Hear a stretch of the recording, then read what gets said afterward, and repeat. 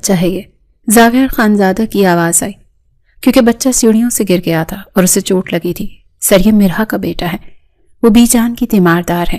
ملازمہ کے بتانے پر زاویار نے مرحا کی طرف دیکھا جو ڈری ہوئی کھڑی تھی۔ وہ بچوں سے نفرت کرتا تھا، مگر بچے کو روتا دیکھ اس نے اٹھا لیا اور چپ کروانے لگا۔ ملازم حیران تھے، کیونکہ سالار جو ماں کے پاس بھی چپ نہیں ہوتا تھا، زاویار کے پاس چپ ہو گیا تھا۔ زاویار نے مرحا سے غصے میں کہا، تم یہاں کھڑی تماشا دیکھ رہی ہو؟ شرم نہیں آتی تمہیں اتنی لاپرواہی برتتے ہوئے؟ اگر اسے کچھ ہو جاتا تو میں تمہیں زندہ دفن کر دیتا۔ جاؤ پٹی کا سامان لے کر آؤ میرے کمرے میں۔ مرحا حکم سن کر وہاں سے گئی اور زاویار بچے کو لے کر کمرے میں چلا گیا۔ زاویار شہر کے بڑے گروہ کا سربراہ تھا، مگر گھر میں وہ صرف اپنی دادی بی جان کی سنتا تھا۔ مرحا حکم سن کر فوراً وہاں سے گئی اور زاویار بچے کو لے کر کمرے میں چلا گیا۔ زاویار شہر کے بڑے گروہ کا سربراہ تھا، مگر گھر میں وہ صرف اپنی دادی بی جان کی سنتا تھا۔ مرحا سامان لے کر کمرے میں آئی تو زاویار بچے کو تھپک رہا تھا۔ اس نے کہا، تم دروازے پر کیوں رک گئی ہو؟ اندر آؤ اور زخم صاف کرو۔ مرحا آگے بڑھی اور 21-22 سال کی بیوہ تھی اور مجبوری میں یہاں کام کرتی تھی۔ مرحا نے سالار کا زخم صاف کیا تو بچہ رویا، جس پر زاویار نے کہا، دھیان سے کرو، اسے تکلیف ہو رہی ہے۔ مرحا بولی، جی صاحب، احتیاط کر رہی ہوں۔ زاویار نے کہا، تمہیں صرف بی جان کی خدمت کے لیے رکھا تھا، یہ تمہارا بیٹا یہاں کیا کر رہا ہے؟ تمہیں یاد ہے نا میرا اصول کہ مجھے شور اور بچے پسند نہیں ہیں؟ مرحا نے کہا، صاحب، والدہ کی طبیعت خراب تھی اور گھر پر کوئی نہیں تھا، مجبوری میں ساتھ لائی، آئندہ غلطی نہیں ہوگی۔ زاویار نے کہا کہ غلطی کی گنجائش میرے پاس نہیں ہوتی، یہ آخری بار ہے کہ میں برداشت کر رہا ہوں، صرف اس لیے کہ بی جان کو تم پر بھروسہ ہے۔ جاؤ اور بی جان کو دیکھو دوا وقت پر دی ہے یا نہیں، اگر ان کی طبیعت میں کوتاہی ہوئی تو تم جانتی ہو میں کیسا انسان ہوں۔ مرحا نے بچے کو اٹھانا چاہا تو زاویار نے روک دیا، رہنے تو اسے یہیں، یہ یہیں سوئے گا، تم جاؤ اپنا کام کرو۔ مرحا حیرت سے اسے دیکھنے لگی، مگر خاموشی سے کمرے سے نکل آئی اور بی جان کے کمرے میں گئی۔ بی جان نے پوچھا، کہاں رہ گئی تھی تم؟ مجھے پیاس لگی تھی۔ مرحا نے پانی دیا اور بتایا کہ بی جان سالار گر گیا تھا، اسے دیکھنے گئی تھی۔ بی جان نے پوچھا، بچہ ٹھیک تو ہے نا؟ اور زاویار کو تو پتہ نہیں چلا، وہ غصہ کرتا ہے۔ مرحا نے جھوٹ بولا، نہیں بی جان، وہ ٹھیک ہے، صاحب کو نہیں پتہ چلا، میں نے اسے کوارٹر میں سلا دیا ہے۔ بی جان بولی، شکر ہے بیٹا، تم بہت اچھی ہو۔ میرا زاویار بس اوپر سے سخت ہے، دل کا نرم ہے، تم اس کی باتوں کا برا مت ماننا۔ مرحا نے جی کہا اور ان کے پاؤں دبانے لگی۔ رات کو مرحا بی جان کو سلا کر باہر نکلی تو اسے بیٹے کی فکر تھی۔ وہ زاویار کے کمرے کے باہر پہنچی اور دروازہ تھوڑا سا کھولا تو دیکھا زاویار صوفے پر تھا اور سالار اس کے سینے پر سو رہا تھا۔ تبھی زاویار نے کہا، مجھے معلوم ہے تم وہی ہو، اندر آ جاؤ۔ مرحا اندر گئی اور بولی، صاحب میں سالار کو لینے آئی تھی۔ زاویار نے کہا، اسے اٹھاؤ اور لے جاؤ، مگر دھیان رہے اس کی آنکھ نہ کھلے، اگر یہ رویا تو نوکری ختم کر دوں گا۔ مرحا نے بچے کو اٹھایا اور جانے لگی تو زاویار نے کہا، کل ڈاکٹر آئے گا بی جان کے معائنے کے لیے، مجھے رپورٹ بہتر چاہیے، ورنہ معاہدہ یاد رکھنا کہ جب تک بی جان ٹھیک نہیں ہو جاتی تم یہاں سے نہیں جا سکتی۔ مرحا نے کہا، جی صاحب، مجھے یاد ہے، اور وہاں سے نکل گئی۔ اگلے دن مرحا بی جان کا ناشتہ بنا رہی تھی تو ملازمہ نے بتایا، تمہیں پتا ہے کل رات صاحب نے ایک آدمی کو بہت مارا ہے، کہتے ہیں اس نے غداری کی تھی۔ مرحا نے پوچھا، کیا سچ میں وہ مار دیتے ہیں؟ ملازمہ نے کہا، صاحب کو دھوکہ دینے کی سزا صرف موت ہے، تم بس اپنے کام سے کام رکھنا۔ مرحا یہ سن کر پریشان ہو گئی۔ تبھی زاویار کی آواز آئی، مرحا پانی لاؤ میرے لیے۔ وہ پانی لے کر لاؤنج میں پہنچی تو زاویار فون پر بات کر رہا تھا۔ اس مال کا بندوبست آج رات ہی ہونا چاہیے، اور اگر پولیس کو پتہ چلا تو میں تم سب کو نہیں چھوڑوں گا۔ مرحا نے یہ سن لیا کہ وہ غیر قانونی کام کرتا ہے۔ زاویار نے فون بند کر کے مرحا کو دیکھا اور بازو سے پکڑ کر پوچھا، کیا سنا تم نے؟ مرحا بولی، کچھ نہیں صاحب، میں بس پانی لے کر آئی تھی۔ زاویار نے کہا کہ جھوٹ مت بولو، اگر اپنی خیریت چاہتی ہو تو اپنے کان اور آنکھیں بند رکھا کرو، اس گھر میں جو دیکھو یا سنو اسے بھول جاؤ، ورنہ میں تمہیں وہاں پہنچا دوں گا جہاں سے کوئی واپس نہیں آتا، سمجھی تم؟ مرحا نے کہا، جی صاحب، میں سمجھ گئی، میں کچھ نہیں بولوں گی۔ زاویار نے اسے چھوڑا اور پانی پی کر کہا، جاؤ بی جان کو ناشتہ کرواؤ۔ مرحا وہاں سے بھاگی اور بی جان کے کمرے میں آ گئی۔ بی جان نے پوچھا، کیا ہوا، ہانپ کیوں رہی ہو؟ مرحا نے کہا، کچھ نہیں، بس کام کی جلدی تھی، اور ناشتہ دینے لگی، مگر وہ زاویار کی دھمکی سے ڈر گئی تھی۔ اگلے دن زاویار روزانہ رات کو اسے بلا کر بی جان کی صحت کا پوچھتا۔ ایک رات بی جان کو بخار ہوا تو مرحا پانی لینے باہر نکلی۔ اسے لاؤنج میں ایک لڑکے کی آواز سنی جو معافی مانگ رہا تھا۔ میرا نے دیکھا کہ زاویار کہہ رہا تھا دھوکے باز کی معافی نہیں ہوتی، اور اس نے لڑکے کے سر پر آہنی آلہ مار کر اسے ختم کر دیا۔ میرا کے ہاتھ سے گلاس گرا تو زاویار نے اسے دیکھ لیا اور بازو سے پکڑ کر دیوار سے لگایا۔ تم نے پھر نافرمانی کی؟ اگر یہ بات کسی کو بتائی تو تمہارا اور تمہارے بیٹے کا انجام اس سے بدتر ہوگا۔ جاؤ دفع ہو جاؤ۔ میرا ڈر کر کمرے میں بھاگ گئی اور دروازہ بند کر لیا۔ اگلی صبح ایک ملازمہ کا بچہ رو رہا تھا تو زاویار نے غصے سے کہا اسے لے کر دفع ہو جاؤ، مجھے شور پسند نہیں، جب تک یہ ٹھیک نہ ہو واپس مت آنا۔ میرا نے یہ دیکھ کر فیصلہ کیا کہ وہ نوکری چھوڑ دے گی۔ بازار میں اس نے زاویار کو لوگوں سے لڑائی کرتے دیکھا تو اسے یقین ہو گیا کہ وہ ایک خطرناک مجرم ہے۔ 15 دن بعد اسے دوسری نوکری ملی تو وہ استعفیٰ دینے گئی اور کہا کہ صاحب مجھے دوسری نوکری مل گئی ہے، میں کام نہیں کر سکتی۔ زاویار نے غصے میں میز پر ہاتھ مارا اور کہا تم معاہدے کی وجہ سے قید ہو، جب تک بی جان ٹھیک نہیں ہو جاتی تم نہیں جا سکتی۔ اگر بھاگنے کی کوشش کی تو ٹانگیں توڑ کر تہہ خانے میں ڈال دوں گا۔ میرا نے روتے ہوئے منت کی مگر زاویار نے اسے باہر نکال دیا۔ کچھ دن بعد میرا کی ماں بیمار ہوئی تو اس نے چھٹی مانگی۔ زاویار نے پیسے دیے اور کہا علاج کرواؤ مگر جلدی واپس آنا۔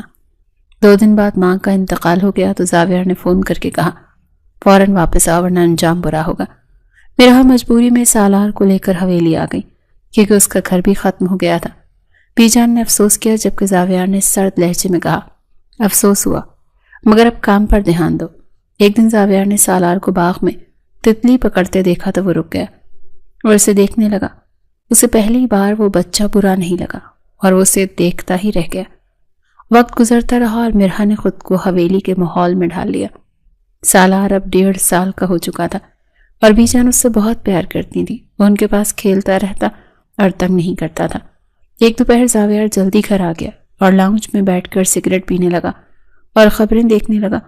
اسی دوران سالار کمرے سے باہر آ گیا اور میز پر رکھے جلتے ہوئے سگریٹ کی طرف ہاتھ بڑھا دیا۔ زاویار نے جیسے ہی دیکھا تو تیزی سے اس کا ہاتھ جھٹکا اور زور سے چلایا کس کا بچہ ہے یہ؟ دماغ خراب ہے تم لوگوں کا؟ سالار ڈر کر رونے لگا تو زاویار نے غصے سے ایشٹرے زمین پر مار دی۔ میرا آواز سن کر بھاگی اور معافی مانگی تو زاویار نے کہا اگر آج اس کا ہاتھ چل جاتا تو ذمہ دار کون ہوتا؟ تم جیسی لاپرواہ عورتیں مائیں کیسے بن جاتی ہیں؟ لے جاؤ اسے یہاں سے اور خبردار اگر دوبارہ یہ میرے آس پاس نظر آیا تو میں اسے باہر پھینک دوں گا، مجھے شور نہیں چاہیے۔ مرحا ڈر کر بچے کو لے گئی۔ رات کو زاویار نے مرحا کو بلایا اور کہا کہ کل بی جان کو اسپتال لے کر جانا ہے، اگر ان کی رپورٹ اچھی آئی تو میں تمہیں انعام دوں گا اور تنخواہ بڑھا دوں گا، لیکن اگر شکایت ملی تو انجام جانتی ہو۔ مرحا نے کہا جی اور چلی گئی۔ کچھ دن بعد زاویار گھر واپس آیا تو اس نے سالار کو باغ میں گیند سے کھیلتے دیکھا۔ وہ گاڑی روک کر اسے دیکھنے لگا۔ اسے پہلی بار وہ بچہ برا نہیں لگا اور وہ مسکرا کر اندر چلا گیا۔ اگلے دن واپسی پر زاویار نے ایک دکان سے گیند اور چاکلیٹس خریدی اور گھر آ کر باغ میں کھیلتے ہوئے سالار کے پاس گیا۔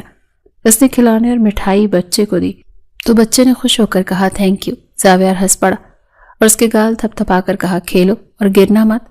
میرا کھڑکی سے یہ سب دیکھ کر حیران رہ گئی کہ جو شخص جان لینے سے نہیں ڈرتا وہ آج بچے کے ساتھ شفقت سے پیش آ رہا تھا۔ حویلی میں دوپہر کا سناٹا چھایا ہوا تھا اور سورج کی تپش دیواروں کو گرما رہی تھی۔ میرا بھی جان کے کمرے کی صفائی میں اس قدر مگن تھے کہ اسے دھیان ہی نہ رہا کہ کب سالار کھیلتے کھیلتے گھٹنوں کے بل چلتا ہوا کمرے سے باہر نکل گیا۔ بی جان گہری نیند سو رہی تھی اور کھلی کھڑکی سے آنے والی ہوا کے تیز جھونکے سے کمرے کا بھاری دروازہ اچانک زوردار آواز کے ساتھ بند ہو گیا، جس کی وجہ سے کنڈی اٹک گئی اور میرا اندر ہی محصور ہو کر رہ گئی۔ وہ گھبرا کر دروازے کی طرف لپکی مگر دروازہ جیم ہو چکا تھا۔ ادھر ننھا سالار اپنی ہی دھن میں ہنستا کھیلتا ہوا سیڑھیوں کے پاس جا پہنچا۔ وہ اپنی چھوٹی چھوٹی ٹانگوں سے سیڑھیاں چڑھنے کی کوشش کرنے لگا۔ اسے اوپر جانے کا شوق تھا اور وہ خطرے سے بالکل انجان تھا۔ عین اسی وقت اوپر سے زاویار بڑی تیزی سے نیچے اتر رہا تھا۔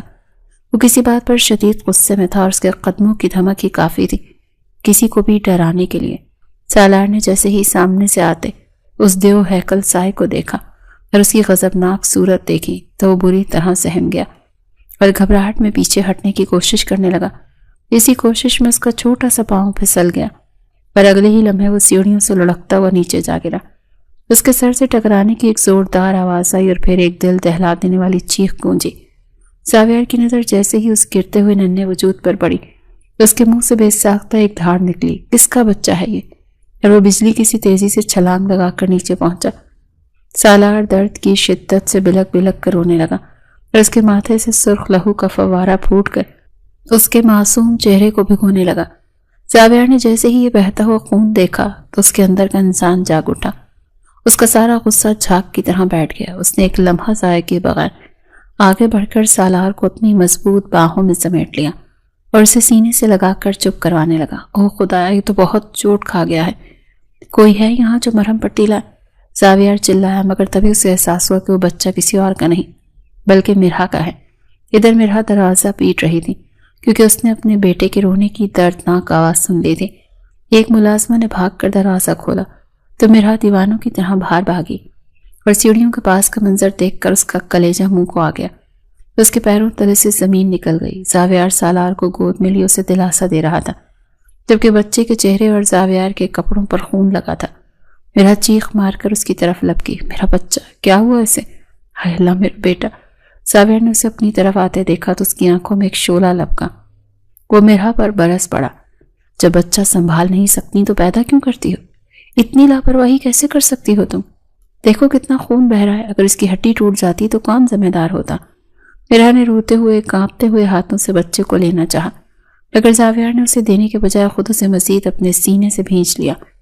تیز قدموں سے اپنے کمرے کی طرف بڑھ گیا۔ میرے پیچھے آؤ، فرسٹ ایڈ باکس لے کر جلدی۔ زاویار کا حکم مانتے ہوئے مرہا روتے ہوئے اس کے پیچھے بھاگی۔ کمرے میں جا کر زاویار نے سالار کو بستر پر بٹھایا اور بڑی مہارت اور نرمی سے اس کا زخم صاف کرنے لگا۔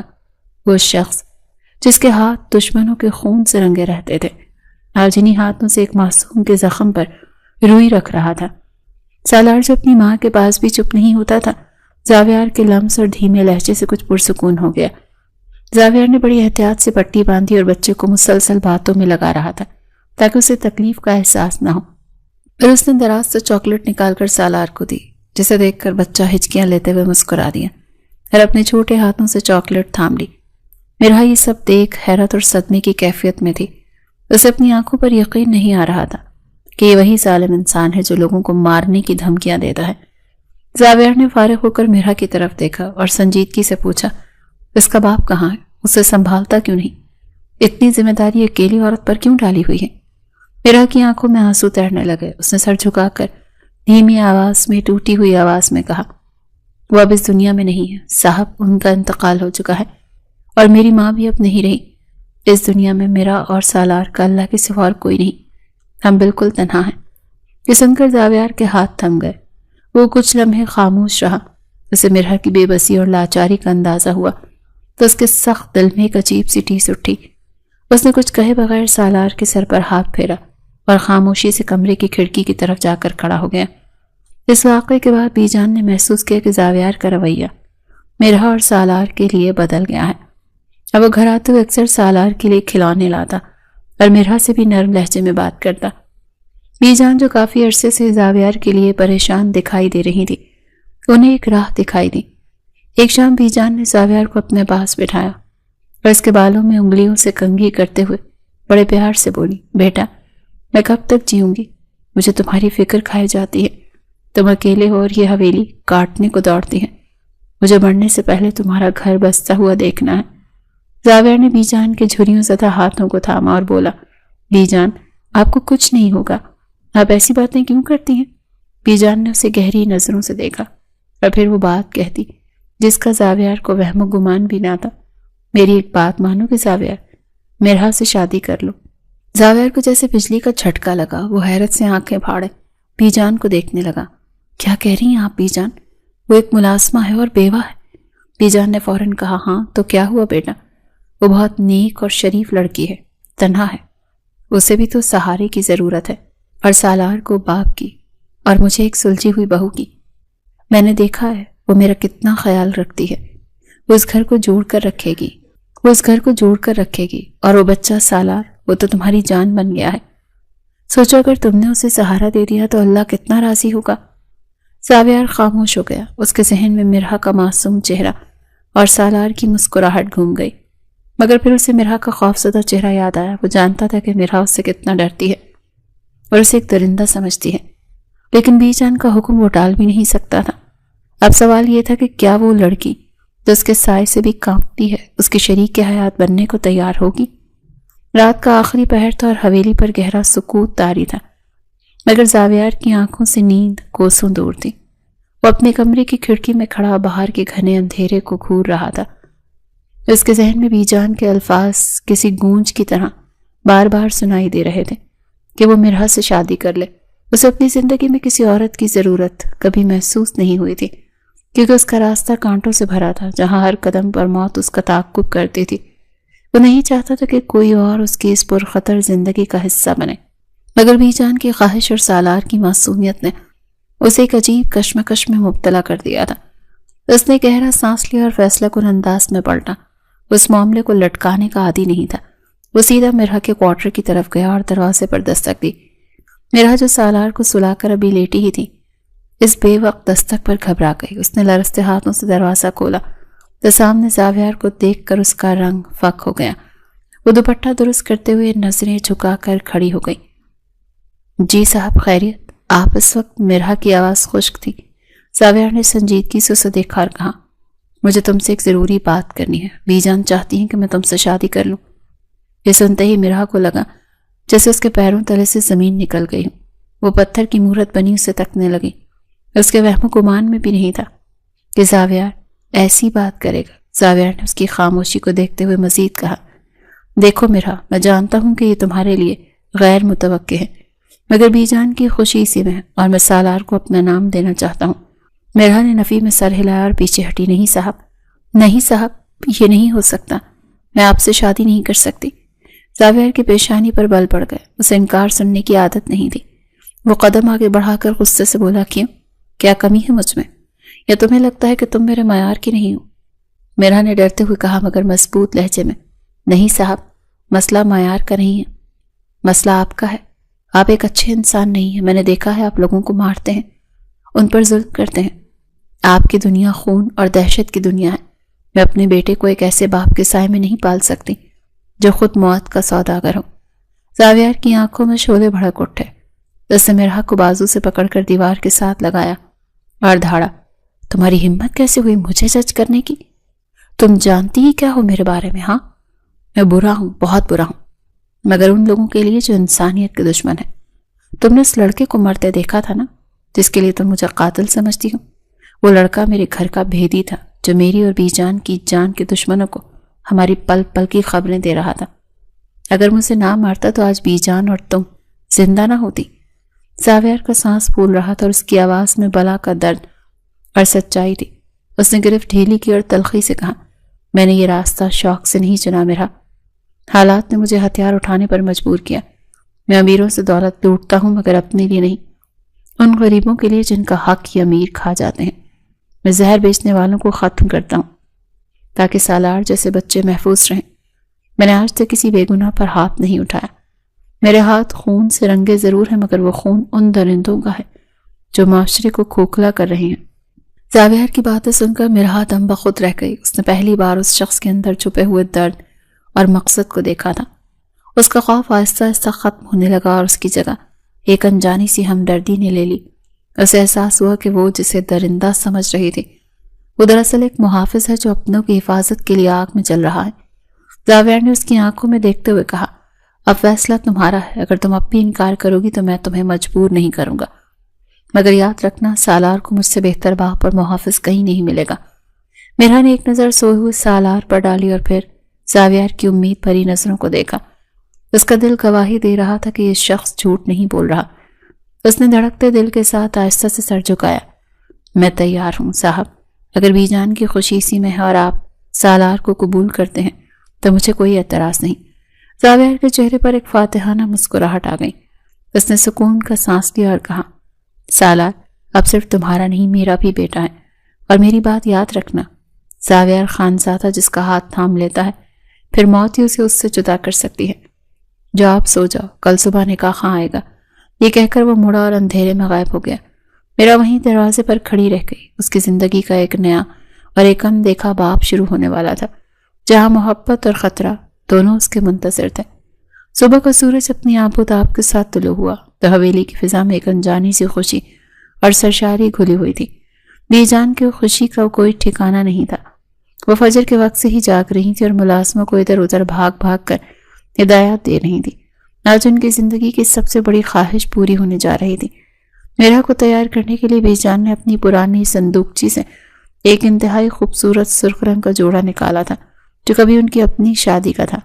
میرا جب وہ لباس پہن کر تیار ہوئی تو آئینے میں اپنا عکس دیکھ کر خود ہی حیران رہ گئی۔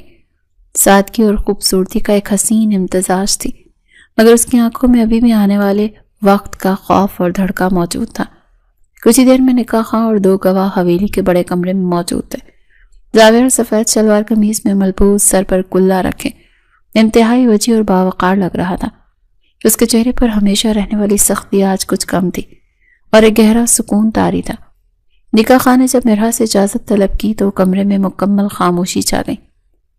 مرحا نے کانپتے ہوئے ہونٹوں کے ساتھ اس بات میں جواب دیا، اور پھر وہ لمحہ آیا جب زاویار نے اپنی بھاری اور پر اعتماد آواز میں قبول ہے کہا تو فضا میں جیسے ایک عہد گونج اٹھا۔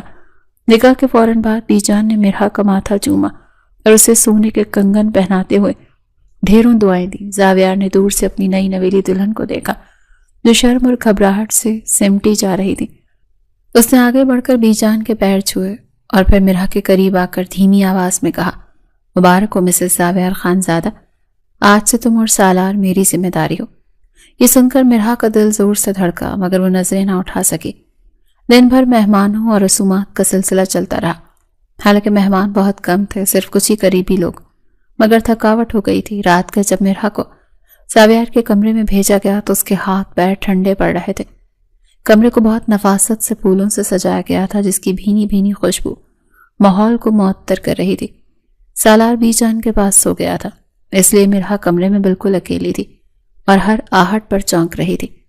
کچھ دیر بعد دروازہ کھلا اور زاویار اندر داخل ہوا۔ اس کے اندر آتے ہی کمرے کا ماحول بدل گیا۔ مرحا گھبرا کر صوفے سے کھڑی ہو گئی اور اپنی انگلیاں مروڑنے لگی۔ زاویار نے دروازہ بند کیا اور آہستہ آہستہ چلتا ہوا اس کے قریب آیا۔ اس کی نظریں مرحا کے جھکے ہوئے چہرے پر جمی تھی۔ تم مجھ سے اتنا ڈرتی کیوں ہو؟ زاویار نے نرمی سے پوچھا اور اس کا ہاتھ تھام کر اسے واپس صوفے پر بٹھایا۔ دیکھو مرحا، میں جانتا ہوں کہ یہ سب تمہارے لیے اچانک ہوا ہے اور تم نے یہ فیصلہ دباؤ میں آ کر کیا ہے، مگر میرا یقین کرو میں تمہیں کبھی مایوس نہیں کروں گا۔ زاویار نے اپنی جیب سے ایک چھوٹی سی مخملی ڈبیا نکالی اور اس میں سے ایک بہت ہی نفیس ہیرے کی انگوٹھی نکال کر مرحا کی انگلی میں پہنا دی۔ یہ میری طرف سے تمہارے لیے ایک چھوٹا سا تحفہ ہے اور ساتھ ہی ایک وعدہ بھی کہ جب تک میرے دم میں دم ہے دنیا کی کوئی طاقت تمہیں اور سالار کو نقصان نہیں پہنچا سکتے۔ تم اس گھر کی اب خاتمہ نہیں بلکہ مالکن ہو، اسی لیے سر اٹھا کر جینا سیکھو۔ مرحا نے پہلی بار نظریں اٹھا کر زاویار کو دیکھا تو اسے اس کی آنکھوں میں سچائی اور اپنائیت دکھائی دی جو اس نے پہلے کبھی محسوس نہیں کی تھی۔ اس نے ہمت کر کے دھیمی آواز میں کہا، شکریہ صاحب۔ زاویار مسکرایا اور بولا، اب صاحب نہیں، زاویار کہو، کیونکہ اب ہم شریک حیات ہیں۔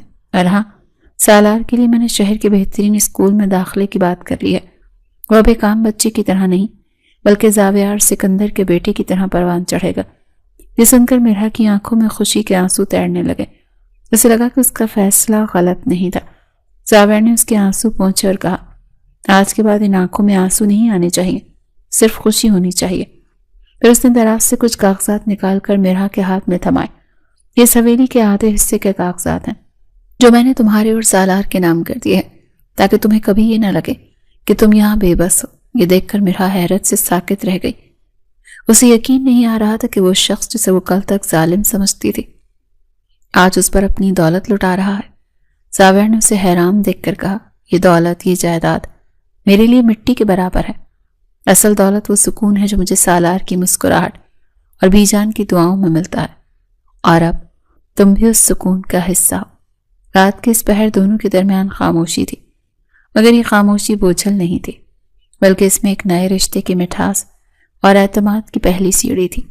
مرحا کو محسوس ہوا کہ شاید اس کی زندگی کی تاریک رات اب ختم ہو چکی ہے اور ایک روشن سویرا اس کا منتظر ہے، لیکن وہ یہ نہیں جانتی تھی کہ حویلی کی اونچی دیواروں کے باہر زاویار کے دشمن اب بھی ہاتھ لگائے بیٹھے ہیں اور ان کی خوشیوں کو نظر لگنے میں دیر نہیں لگے گی۔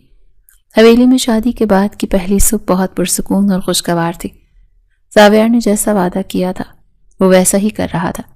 اس نے سالار کو ایک بیٹے کی طرح اپنا لیا تھا اور بی جان تو خوشی سے پھولے نہیں سما رہی تھی۔ مگر یہ سکون شاید طوفان سے پہلے کی خاموشی تھی۔ چوتھے روز زاویار ناشتے کی میز پر بیٹھا تھا اور سالار اس کی گود میں کھیل رہا تھا کہ اچانک اس کا فون بجا۔ اس نے فون کان سے لگایا تو دوسری طرف سے آنے والی خبر نے اس کے چہرے کے تاثرات کو یکسر بدل دیا۔ اس کی آنکھوں میں وہی پرانی وحشت اور سختی لوٹ آئی۔ اس نے غصے سے فون میز پر پٹخا اور ملازم کو آواز دی، میری گاڑی نکالو اور سب لڑکوں کو تیار رہنے کا کہو، آج حساب چکانے کا دن ہے۔ میرا جو کچن سے چائے لے کر آ رہی تھی زاویار کا یہ روپ دیکھ کر ٹھٹک گئی۔ وہ جلدی سے اس کے پاس آئی اور ڈرتے ہوئے پوچھا، کیا ہوا زاویار؟ سب خیرت تو ہے؟ آپ اتنے غصے میں کیوں ہیں؟ زاویار نے سالار کو کرسی پر بٹھایا اور کھڑا ہو گیا۔ کچھ نہیں، بس کچھ پرانے دشمن سر اٹھا رہے ہیں، انہیں بتانا ضروری ہے کہ زاویار خانزادہ بھی زندہ ہے۔ نادر شاہ نے میرے علاقے میں گھسنے کی غلطی کی ہے اور اس کی سزا تو اسے ملے گی۔ میرا کا دل زور سے دھڑکا۔ اس نے بے اختیار زاویار کا بازو پکڑ لیا۔ مت جائیں پلیز، میرا دل گھبرا رہا ہے، آج گھر پر رک جائیں۔ زاویار نے اس کے ٹھنڈے پڑتے ہاتھ کو دیکھا اور نرمی سے اسے ہٹاتے ہوئے بولا، میرا ضد مت کرو، یہ میرا کام ہے، اور اگر میں آج نہ گیا تو وہ لوگ سمجھیں گے کہ زاویار ڈر گیا، اور شیر کبھی کتوں سے نہیں ڈرتا۔ تم بس سالار کو اور بی جان کا خیال رکھنا، میں شام تک واپس آ جاؤں گا۔ یہ کہہ کر وہ تیزی سے باہر نکل گیا اور اپنے محافظوں کے ساتھ گاڑیوں کے قافلے میں روانہ ہو گیا۔ میرا دروازے پر کھڑی اسے جاتی ہوئی دیکھتی رہی اور اس کے دل میں انجانے وسوسے سر اٹھانے لگے۔ دن بہت سست روی سے گزر رہا تھا۔ ہر گزرتا لمحہ میرا کی بے چینی میں اضافہ کر رہا تھا۔ بی جان بھی بار بار تسبیح پڑھتے ہوئے دروازے کی طرف دیکھ رہی تھی۔ شام کے سائے گہرے ہونے لگے مگر زاویار کی کوئی خبر نہ آئی۔ میرا نے کئی بار اس کے نمبر پر کال کی مگر فون بند جا رہا تھا۔ اچانک حویلی کے بڑے گیٹ پر شور ہوا اور گارڈز کی بھاگ دوڑ شروع ہو گئی۔ میرا ننگے پاؤں باہر کی طرف بھاگی۔ اس کا سانس پھول رہا تھا۔ سامنے کا منظر دیکھ کر اس کے منہ سے چیخ نکل گئی۔ زاویار کی گاڑی پوری طرح ٹوٹی ہوئی تھی اور شیشے بکھرے پڑے تھے جیسے اس پر پتھراؤ یا حملہ ہوا ہو۔ ڈرائیور اور محافظ زخمی حالت میں گاڑی سے اتر رہے تھے۔ میرا کی نظریں دیوانوں کی طرح زاویار کو تلاش کرنے لگی۔ تبھی پچھلی سیٹ کا دروازہ کھلا اور زاویار باہر نکلا۔ اس کی سفید قمیض پر سرخ دھبے نمایاں تھے اور وہ ایک بازو کو دوسرے ہاتھ سے سہارا دیے ہوئے تھا۔ اس کے ماتھے سے خون بہہ کر آنکھ میں جا رہا تھا مگر اس کے چہرے پر درد کے بجائے ایک فاتحانہ مسکراہٹ تھی اور آنکھوں میں وہی چمک تھی جو دشمن کو شکست دینے کے بعد ہوتی ہے۔ میرا روتی ہوئی اس کی طرف لپکی۔ زاویار کی حالت دیکھ کر، آپ کی میں نے منع کیا تھا نا، آپ کو دیکھو کتنا خون بہ رہا ہے۔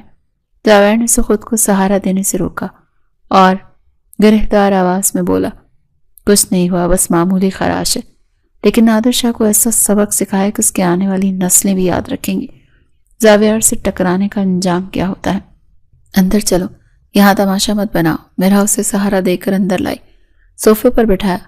بی جان بھی روتی ہوئی آ گئی، ہائے میرا بچہ، یہ کس ظالم نے کیا، اللہ غارت کرے ان دشمنوں کو۔ زاویار نے بی جان کا ہاتھ چوما اور بولا، میں ٹھیک ہوں دادی، بس تھوڑی سی چوٹ ہے۔ میرا جلدی سے فرسٹ ایڈ باکس لے آئی اور کانپتے ہاتھوں سے اس کی قمیض کا بازو اوپر کیا۔ وہاں ایک گہرا زخم تھا جیسے کسی تیز دھار آلے سے وار کیا گیا ہو۔ زخم دیکھ کر میرا کی آنکھوں سے آنسو ٹپ ٹپ گرنے لگے۔ زاویار نے اسے روتے ہوئے دیکھا تو اس کا لہجہ نرم پڑ گیا۔ ارے پاگل لڑکی، رو کیوں رہی ہو؟ میں زندہ ہوں، تمہارے سامنے بیٹھا ہوں، یہ زخم تو مرد کا زیور ہوتے ہیں۔ میرا نے غصے اور دکھ کی ملی جلی کیفیت میں کہا، مجھے نہیں چاہیے ایسا زیور جو آپ کی جان لے لے۔ آپ کو میری اور سالار کی ذرا بھی فکر نہیں، ہم کیسے جی رہے تھے آپ کے بغیر، یہ جانتے ہیں آپ؟ زاویار نے اس کی آنکھوں میں بے پناہ محبت اور ڈر دیکھا تو خاموش ہو گیا۔ اس نے اپنا دوسرا صحیح ہاتھ بڑھا کر میرا کے آنسو پہنچے اور پہلی بار سب کے سامنے اسے اپنے سینے سے لگا لیا۔ میں وعدہ کرتا ہوں میرا آئندہ احتیاط کروں گا، لیکن آج مجھے یقین ہو گیا کوئی ہے جو میرے مرنے پر روئے گا، اور یہ احساس میرے لیے زندگی سے بڑھ کر ہے۔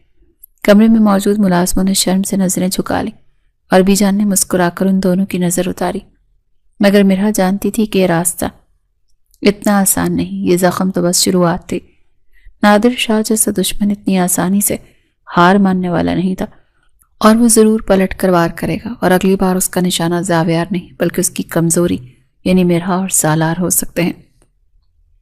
حویلی کے اونچے میناروں پر تعینات محافظوں کی تعداد بڑھا دی گئی تھی اور ہر آنے جانے والے پر کڑی نظر رکھی جا رہی تھی۔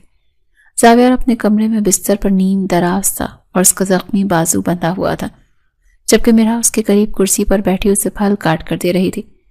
کمرے میں خاموشی تھی جسے صرف چاقو کی پلیٹ سے ٹکرانے کی ہلکی آواز توڑ رہی تھی۔ زاویار نے گہری نظروں سے مرحا کے جھکے ہوئے چہرے کو دیکھا اور سنجیدگی سے بولا، تم بہت خاموش ہو 2 دن سے، کیا بات ہے؟ کیا میرے زخمی ہونے سے ڈر گئی ہو؟ مرحا نے ہاتھ روکا اور نگاہ اٹھا کر اس کی طرف دیکھا۔ اس کی آنکھوں میں ابھی بھی خوف کے سائے لہرا رہے تھے۔ نہیں، میں آپ کے زخمی ہونے سے نہیں ڈری، بلکہ اس وجہ سے ڈری ہوئی ہوں جو اس سب کے پیچھے ہے۔ وہ لوگ کون ہیں؟ وہ ہم سے کیا چاہتے ہیں؟ مجھے سالار کی فکر ہوتی ہے زاویار۔ زاویار نے اپنا صحیح ہاتھ بڑھا کر اس کے ہاتھ کو تھپتھپایا اور پر یقین لہجے میں کہا، جب تک میں زندہ ہوں تمہیں یا سالار کو کوئی میلی آنکھ سے نہیں دیکھ سکتا۔ نادر شاہ ایک بزدل دشمن ہے، وہ سامنے آنے کی ہمت نہیں کرے گا۔ بس تم احتیاط کرنا اور حویلی سے باہر مت نکلنا۔ ابھی ان کی باتیں جاری تھی کہ دروازے پر دستک ہوئی۔ زاویار کا خاص مراد ملازم اندر داخل ہوا۔ اس کے ہاتھ میں ایک کوریئر کا ڈبہ تھا۔ صاحب یہ ابھی ایک آدمی گیٹ پر دے کر گیا ہے۔ اس نے کہا یہ بھابھی اور بچے کے لیے خاص تحفہ ہے۔ زاویار کے ماتھے پر بل پڑ گئے۔ اس نے شک کی نگاہ سے اس ڈبے کو دیکھا۔ لاؤ مجھے دکھاؤ۔ مرحا نے آگے بڑھ کر وہ ڈبہ لینا چاہا، مگر زاویار نے اسے روک دیا۔ پیچھے ہٹو مرحا، مجھے دیکھنے دو۔ زاویار نے احتیاط سے ڈبے کا ڈھکن کھولا تو اندر کا منظر دیکھ کر اس کی آنکھوں میں خون اتر آیا اور جبڑے سختی سے بھیج گئے۔ ڈبے کے اندر سالار کا ایک پرانا کھلونا تھا جس کا سر دھڑ سے الگ تھا اور اس پر سرخ رنگ کا مادہ چھڑکا گیا تھا۔ ساتھ ہی کاغذ کا پرزہ تھا جس پر لکھا تھا، یہ تو بس شروعات ہے، اگلی باری اصل کی ہوگی۔ زاویار نے غصے سے وہ ڈبہ دیوار پر دے مارا جس سے اس میں موجود چیزیں بکھر گئیں۔ نادر شاہ، تیری موت تجھے پکار رہی ہے۔ زاویار دھاڑا اور مرحا یہ سب دیکھ کر سہم گئی۔ اس نے فوراً سے سالار کو اپنی گود میں چھپا لیا جو قالین پر کھیل رہا تھا۔ مراد نے گھبرا کر پوچھا، صاحب کیا حکم ہے؟ زاویار نے اپنی آنکھوں میں وحشت لیے حکم دیا، حویلی کا کونا کونا چھان مارو اور پتہ لگاؤ کہ یہ ڈبہ لانے والا کون تھا۔ اور سنو، آج سے سالار کے ساتھ ہر وقت ایک سایہ ہونا چاہیے، کوئی انجان چہرہ اس کے قریب نہ پھٹکے۔ مراد سر جھکا کر فوراً باہر نکل گیا۔ مرحا کی آنکھوں سے آنسو جاری ہو گئے۔ وہ زاویار کے قریب آئی اور روتے ہوئے بولی کہ مجھے بہت ڈر لگ رہا ہے زاویار، وہ میرے بچے کو مار دیں گے، ہمیں یہاں سے کہیں دور چلے جانا چاہیے۔ زاویار نے اسے کاندھوں سے تھام کر جھنجھوڑا، ہوش میں آؤ مرحا، بھاگنا بزدلوں کا کام ہے، ہم کہیں نہیں جائیں گے بلکہ یہیں رہ کر ان کا مقابلہ کریں گے۔ تم بس مضبوط بنو، میں نے تم سے وعدہ کیا تھا نا، وہ وعدہ میں اپنی جان دے کر بھی نبھاؤں گا۔ اسی اثنا میں حویلی کی پرانی خادمہ اماں بھی اندر آئیں اور مؤدبانہ انداز میں بولی کہ صاحب جی، بیگم صاحبہ کے لیے کام کا بوجھ بڑھ گیا ہے اور اب وہ سالار بابا کو سنبھالیں یا گھر کے کام دیکھیں۔ میں نے اپنی ایک دور کی رشتہ دار لڑکی کو بلایا ہے، نگین نام ہے اس کا، بہت محنتی اور شریف ہے، اگر آپ اجازت دیں تو اسے بیگم صاحبہ کی مدد کے لیے رکھ لیں۔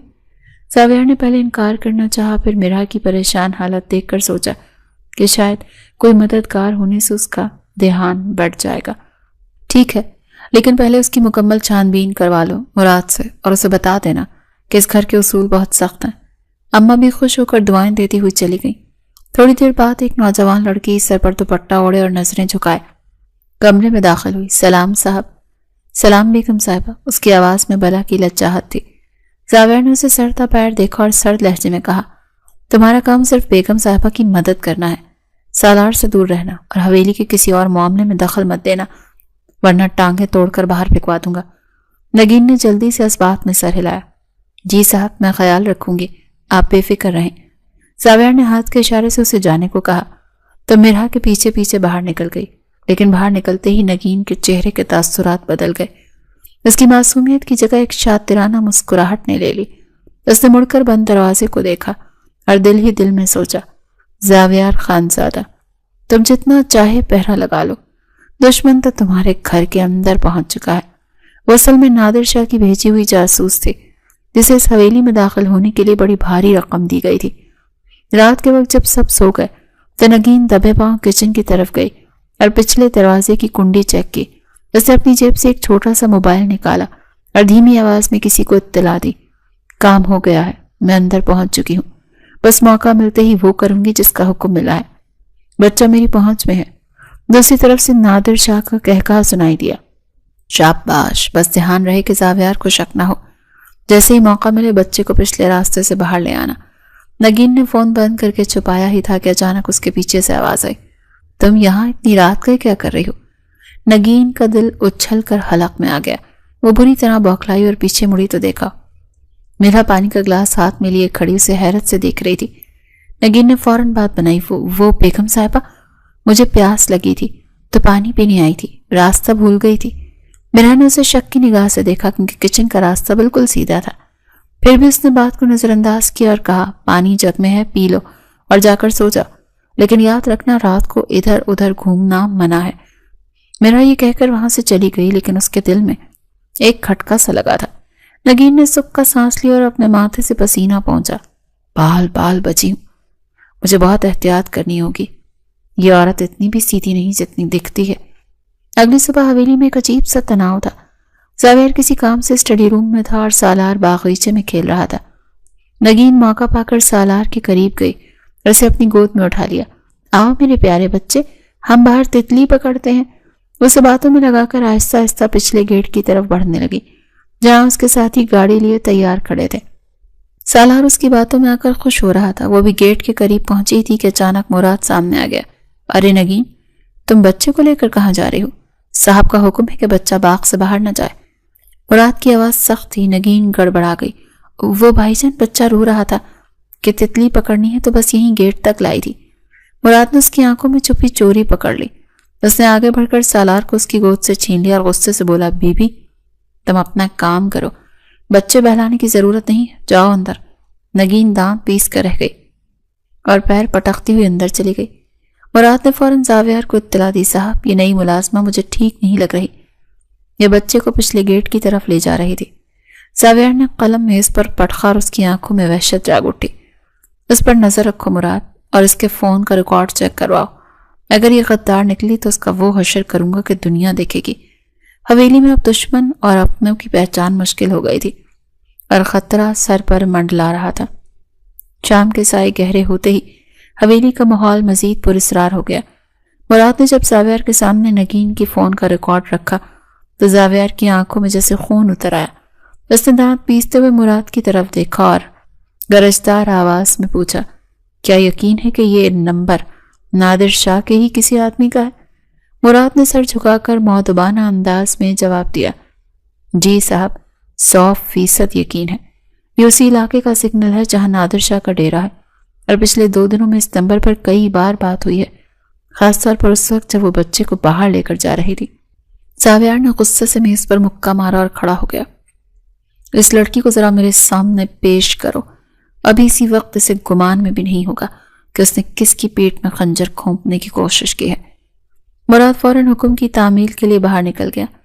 کچھ ہی دیر کے بعد 2 محافظ نگین کو گھسیٹتے ہوئے ہال میں لائے، جو بری طرح سے رو رہی تھی اور اس کے ہاتھ جڑے ہوئے تھے۔ صاحب جی، مجھے معاف کر دیں، مجھ سے غلطی ہو گئی، میں تو بس مجبور تھی۔ نگین گڑ گڑائی۔ زاویار اس کے قریب گیا اور اس کے بالوں سے پکڑ کر اسے جھٹکا دیا جس سے وہ فرش پر گر پڑی۔ مجبور نہیں، تم غدار ہو، اور غدار کی سزا جانتے ہوئے بھی تم نے میرے گھر کا نمک کھا کر میرے ہی بیٹے کو اغوا کرنے کی بھی کوشش کی۔ بولو کس نے بھیجا ہے تمہیں، اور کیا منصوبہ ہے تمہارا اور تمہارے آقا کا؟ زاویار کی دھاڑ سے ہال کی کھڑکیاں بھی لرز اٹھی۔ نگین نے کانپتے ہوئے سچ اگل دیا، صاحب مجھے نادر شاہ نے بھیجا تھا، انہوں نے کہا تھا کہ اگر میں بچے کو باہر لے آؤں تو وہ مجھے منہ مانگی دولت دیں گے۔ وہ آج رات حویلی پر حملہ کرنے والے ہیں، کیونکہ انہیں لگا تھا کہ میں نے پچھلا دروازہ کھلا چھوڑ دیا ہے۔ یہ سن کر مرحا جو اوپر سیڑھیوں پر کھڑی سب کچھ سن رہی تھی، خوف سے اس کا رنگ سفید پڑ گیا۔ وہ بھاگتی ہوئی نیچے آئی اور زاویار کا بازو تھام لیا۔ زاویار، یہ لوگ آج رات آئیں گے، ہمیں پولیس کو بلا لینا چاہیے، سالار کی جان کو خطرہ ہے۔ زاویار نے نگین کو وہیں چھوڑا اور مرحا کی طرف متوجہ ہوا۔ اس نے مرحا کے کاندھوں کو مضبوطی سے تھاما اور اس کی آنکھوں میں جھانکتے ہوئے پر اعتماد لہجے میں کہا، مرحا، پولیس کی ضرورت نہیں ہے، زاویار خانزادہ اپنے گھر کی حفاظت کرنا جانتا ہے۔ نادر شاہ نے آج رات حملہ کرنے کا سوچ کر اپنی موت کو دعوت دی ہے، اور تم ڈرو مت، یہ نگین اب ہمارے کام آئے گی۔ زاویار نے ایک شاطرانہ مسکراہٹ کے ساتھ نگین کی طرف دیکھا اور اپنا فون نکال کر اس کے ہاتھ میں تھمایا۔ یہ لو، فون ملاؤ نادر شاہ کو، اور اسے کہو کہ کام ہو گیا اور تم نے پچھلا گیٹ چھوڑ دیا کھلا، راستہ صاف ہے۔ نگین نے انکار میں سر ہلایا تو زاویار نے جیب سے اپنا آہنی ہتھیار نکال کر میز پر رکھا۔ اگر تم نے ایک لفظ بھی غلط بولا یا اسے شک ہونے دیا تو تمہاری لاش بھی تمہارے گھر والوں کو نہیں ملے گی۔ نگین نے تھر تھر کانپتے ہوئے نمبر ملایا اور فون کان سے لگایا۔ دوسری طرف سے کال اٹھاتے اس نے رٹی رٹائی بات دہرائی۔ صاحب راستہ صاف ہے، گیٹ کھلا ہے، سب سو رہے ہیں، آپ آ جائیں۔ دوسری طرف سے نادر شاہ کا کہکہا سنائی دیا، شاباش لڑکی، تیرا انعام تجھے مل جائے گا، بس وہیں رکنا۔ نگین نے فون بند کیا تو زاویار نے محافظوں کو اشارہ کیا، اسے تہہ خانے میں بند کر دو اور مراد تم اپنے آدمیوں کو پچھلے گیٹ کے آس پاس چھپا دو۔ جیسے ہی وہ اندر داخل ہو چاروں طرف سے گھیر لینا۔ آج کی رات نادر شاہ کی زندگی کی آخری رات ہوگی۔ زاویار نے پھر مرحا کی طرف رخ کیا جو ابھی بھی سہمی ہوئی تھی۔ سنو مرحا، تم بی جان اور سالار کو لے کر اوپر والے کمرے میں جاؤ اور دروازہ اندر سے بند کر لینا، چاہے کچھ بھی ہو جائے، باہر مت نکلنا جب تک میں خود آ کر نہ آواز دوں، سمجھی تم؟ مرحا نے نم آنکھوں سے اس بات میں سر ہلایا اور زاویار کا ہاتھ اپنے ہاتھوں میں لے کر چومتے ہوئے بولی، اپنا خیال رکھنا زاویار، اگر آپ کو کچھ ہو گیا تو میں جی نہیں پاؤں گی۔ زاویار نے اس کے سر پر ہاتھ رکھا اور مسکرایا، مجھے کچھ نہیں ہوگا کیونکہ اب میرے پاس جینے کی بہت بڑی وجہ ہے، تم جاؤ اب۔ مرحا بھاگ کر اوپر گئی اور سالار کو سینے سے لگا کر بی جان کے ساتھ کمرے میں بند ہو گئی۔ حویلی میں موت کا سناٹا چھا گیا، روشنیاں بجھا دی گئیں اور زاویار اندھیرے میں صوفے پر بیٹھ کر اپنے شکار کا انتظار کرنے لگا۔ گھڑی کی ٹک ٹک ماحول کی سنگینی میں اضافہ کر رہی تھی۔ رات کے 2 بجے کے قریب پچھلے گیٹ پر ہلکی سی آہٹ ہوئی اور گیٹ آہستہ سے کھلا۔ سائے کی طرح کئی مسلح افراد حویلی کے باغ میں داخل ہوئے۔ سب سے آگے نادر شاہ تھا جس کے چہرے پر فتح کی خوشی تھی۔ وہ دبے پاؤں اندر کی طرف بڑھ رہے تھے۔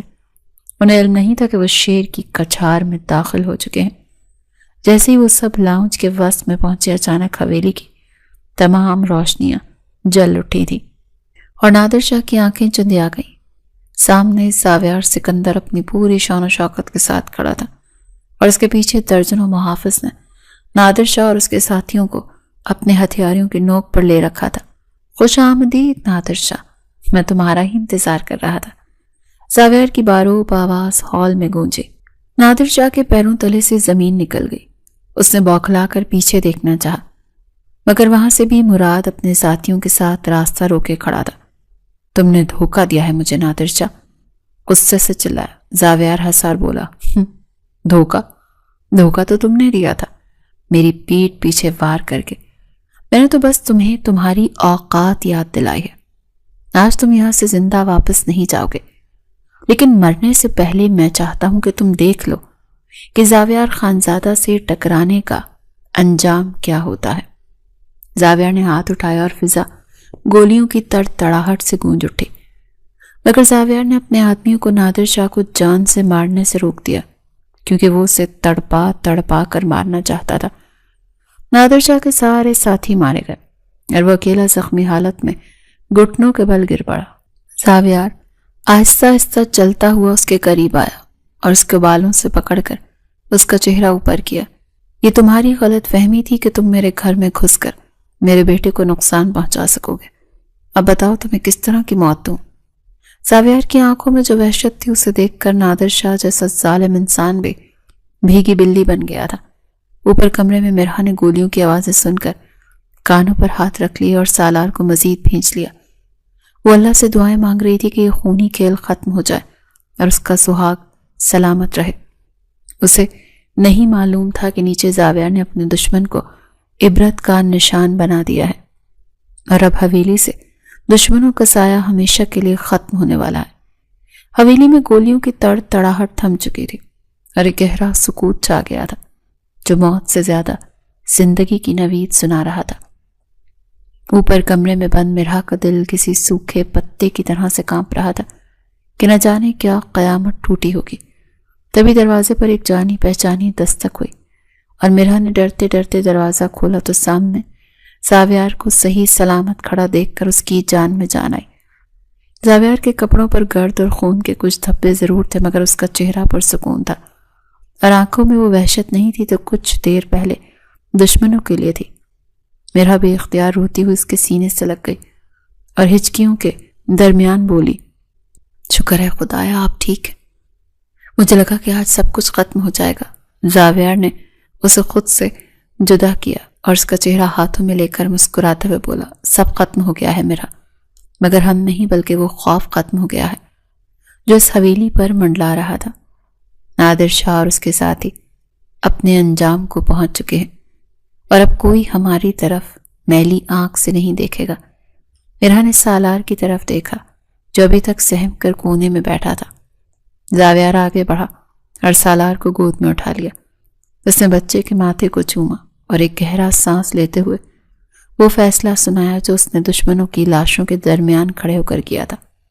سنو میرا، آج کے بعد میں نے فیصلہ کیا ہے، میں نہیں چاہتا کہ میرا بیٹا بڑا ہو کر یہ سنے کہ اس کا باپ ایک مجرم تھا یا وہ ان خونی راستوں پر چلے جن پر میں چلا ہوں۔ آج سے زاویار خانزادہ جرائم کی دنیا سے ناتا توڑ رہا ہے۔ میں اپنی ساری غیر قانونی دولت خیرات کر دوں گا۔ ارے ہم ایک نئی اور پرسکون زندگی شروع کریں گے جہاں کوئی بندوق نہیں ہوگی، صرف سکون ہوگا۔ یہ سن کر تو مرحا کو اپنے کانوں پر یقین نہیں آیا۔ بی جان جو وہیں جائے نماز پر بیٹھی دعائیں مانگ رہی تھی، انہوں نے نم آنکھوں سے آسمان کی طرف دیکھا اور اللہ کا شکر ادا کیا کہ ان کی نسلیں سنور گئیں۔ وقت تیزی سے پڑ لگا کر اڑنے لگا۔ حویلی کا ماحول واقعی بدل گیا۔ زاویار نے اپنا وعدہ سچ کر دکھایا۔ اس نے اپنے تمام غیر قانونی اڈے بند کر دیے، شہر سے دور ایک چھوٹی سی زمین خرید کر وہاں کھیتی باڑی کی اور حلال کاروبار شروع کر دیا۔ اب وہ راتوں کو جاگ کر پہرا نہیں دیتا تھا بلکہ سکون کی نیند سوتا تھا۔ 1 سال گزر گیا اور اب سالار 2.5 سال کا ہو چکا تھا اور پورے گھر میں اپنی شرارتوں سے سب کو نچائے رکھتا تھا۔ ایک شام جب زاویار اپنے کام سے واپس آیا تو بہت زیادہ تھکا ہوا تھا۔ وہ آ کر لاؤنج میں بیٹھا ہی تھا کہ سالار اپنی چھوٹی سائیکل چلاتا ہوا وہاں آیا اور زاویار کو دیکھتے ہی سائیکل پھینک کر اس کی طرف بھاگا۔ زاویار نے اپنے بازو پھیلا دیے تاکہ اسے گود میں لے سکے۔ تبھی سالار نے وہ لفظ کہا جس کے لیے زاویار کے کان ترس گئے تھے، بابا۔ سالار نے تتلاتے ہوئے کہا اور زاویار کے گلے میں باہیں ڈال دی۔ زاویار کا وجود جیسے وہیں تھم گیا۔ اس کی آنکھوں سے بے اختیار آنسو چھلک پڑے۔ اس نے آج تک صرف صاحب یا بھائی جیسے الفاظ سنے تھے، مگر بابا کا لفظ میں جو مٹھاس اور تقدس تھا اس نے اس کے دل کی بنجر زمین کو سیراب کر دیا۔ اس نے سالار کو بھینچ کر پیار کیا اور روتے ہوئے بولا، جی میرا بیٹا، میں قربان جاؤں آپ پر۔ مرحا جو چائے لے کر آ رہی تھی، یہ منظر دیکھ کر اس کی بھی آنکھیں بھر آئیں۔ وہ ٹرے رکھ کر اس کے پاس آئی اور زاویار کے کاندھے پر ہاتھ رکھا۔ آپ رو رہے ہیں زاویار؟ زاویار نے مسکراتے ہوئے آنسو پوچھے اور بولا، یہ خوشی کے آنسو ہے میرا۔ مجھے آج لگا ہے کہ میری زندگی کا اصل مقصد پورا ہو گیا ہے۔ میں نے بہت زندگیاں اجاڑی تھی مگر تم نے اور سالار نے مجھے جینا سکھا دیا۔ تم دونوں میری وہ نیکی ہو جس نے مجھے جہنم سے نکال کر جنت میں لا کھڑا کیا ہے۔ بے جان بھی وہیں آ گئی اور تینوں کو ہنستا مسکراتا دیکھ کر ان کا چہرہ کھل اٹھا۔ اب اس حویلی کی دیواریں خوف سے نہیں بلکہ قہقہوں سے گونج رہی تھی۔ زاویار نے مرحا کا ہاتھ تھاما اور سالار کو دوسرے بازو میں اٹھایا اور بولا، چلو آج ہم باہر کھانا کھانے جائیں گے، بغیر کسی خوف کے اور بغیر کسی گارڈ کے، کیونکہ اب ہم آزاد ہیں، اسیر ضیاء نہیں رہے۔ کہانی اپنے خوبصورت انجام کو پہنچ چکی تھی، جہاں محبت نے نفرت کو شکست دے دی تھی اور ایک بھٹکے ہوئے انسان کو سیدھا راستہ مل گیا تھا۔ اور یوں وہ گھر جو کبھی